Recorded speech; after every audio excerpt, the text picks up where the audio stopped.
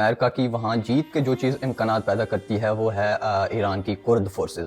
کرد فورسز کی اپنی بھی ایک ہسٹری آف فریڈم فائٹنگ ہے، اور اگر وہ امریکہ کے ساتھ الائن کر لیتے ہیں، اسرائیل کے ساتھ الائن کر لیتے ہیں، تو امریکہ اور اسرائیل کی طرف سے ان کو آرمز، ٹیکنالوجیکل سپورٹس اور انٹیلیجنس بیکنگ ملنے کے بعد ایران کو اچھا خاصا ٹف ٹائم دے سکتے ہیں۔ اور کرد فورسز اپنی اس طاقت کے ساتھ ایران کے اندر ایک خانہ جنگی اور سول وار جیسی سچویشن پیدا کرنے میں کامیاب ہو سکتے ہیں، اور امریکہ بھی یہی چاہے گا کہ وہاں پہ سول وار ہو، کیونکہ سول وارز کسی بھی حکومت کی جو ریڑھ کی ہڈی ہے وہ توڑنے کا سب سے بہترین ذریعہ ہوتا ہے۔ تو کیا ایسی سچویشن میں ایران ہار جائے گا؟ تو اس کا جواب سادہ سا یہ ہے کہ اتنا آسان بھی نہیں ہے، کہ ان کی جو عوام اور ریاست کا مائنڈ سیٹ ہے وہ بڑا کلیدی کردار یہاں پہ ادا کرے گا، کہ ان کو موت سے ڈر نہیں لگتا، بلکہ وہ موت کو گلے لگاتے ہیں۔ جو شہادت کا جذبہ ایرانیوں میں ہے وہ شاید ہمیں پوری دنیا میں کہیں دیکھنے کو نہیں ملتا۔ تو اگر اس طرح کے سول وار جیسی سچویشن پیدا ہوتی ہے تو اس میں ایران کا ہر جو سٹیزن ہے وہ بھی ان کا ایک سولجر بنا ہوا ہوگا، اور ہم یہ چیز ان کی ہسٹری سے بھی دیکھ سکتے ہیں۔ 1979 کی ریولوشن میں دیکھیں کہ جب آیت اللہ خمینی نے فتویٰ دیا تھا تو اس میں پورا ایران باہر نکل کے کھڑا ہو گیا تھا، یا پھر ہم اس سے پیچھے تاریخ میں چلے جائیں تو جو صفوی حکومت تھی شیعوں کی،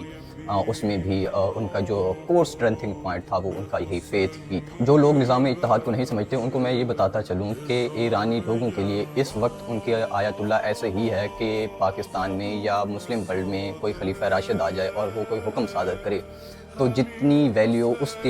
حکم اور فتوے کی ہوگی، تو اس وقت آیت اللہ کے فتوے کی ویلیو ایرانی عوام کے لیے بھی اتنی ہی ہوتی ہے۔ اور اس کے ساتھ ساتھ ایرانی عوام میں ایک اور جذبہ اور ان کی ریاست کا ایک اور ایٹیٹیوڈ جو ان کے ہمیں نظر آتا ہے وہ ہے ان کی گریٹ پرشیا کی ہسٹری، جو کہ ان کو گھٹنے نہ ٹیکنے پہ اور اگین اپنی وہ جو کھوئی ہوئی ڈگنیٹی ہے اس کو اچیو کرنا چاہتے ہیں۔ اور دوسری اہم طاقت جو ایران کے پاس ہے ان کردوں کو لڑنے کے لیے، وہ ان کے پاس دو عسکری قوتیں ہیں۔ ایک ہے آرتیش، جو کہ عام آرمیز کی طرح ہوتی ہے جیسے پاکستان کی آرمی ہے، اور اس میں ان کی ایک بہت جو طاقتور چیز ہے، اور اسپیسیفکلی اگر سول وار ہوتی ہے تو اس میں اس کا جو کلیدی کردار ہوگا وہ ہے ان کی سپاہ پاسداران انقلاب IRGC۔ اور اس کا میں یہاں پہ آپ کو نہیں بتا سکتا، لیکن آپ گوگل پہ جا کے ان کا اسٹرکچر، ان کی کمپوزیشن دیکھیں تو it's a very complex and diverse system. اور اس کو لڑنے کے لیے